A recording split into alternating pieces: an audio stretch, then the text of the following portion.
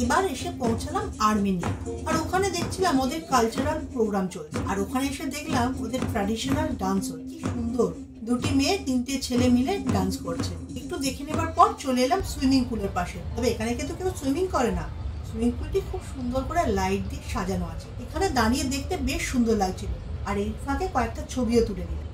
এবার এসে গেছি ইজিপ্টে। বেশ রাত হয়ে গেছে, তাই আর বেশিক্ষণ ঘোরাঘুরি করলাম, বেরিয়ে পড়লাম। এবার ফিরে এলাম আমাদের ক্রুজ, আর এসেই আমরা চলে এলাম ডিনার করতে। খাবারের প্রচুর অপশন।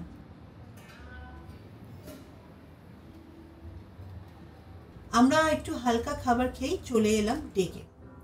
এই বাবা, কি বিশাল ট্রিটা বানানো হয়েছে! আজ 23শে ডিসেম্বর, কাল রাত 12টায় লাইভ হবে।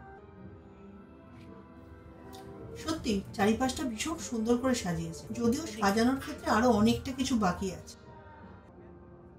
ক্রুজ থেকে রাতের দুবাই শহরটা যেন আরো সুন্দর লাগছিল।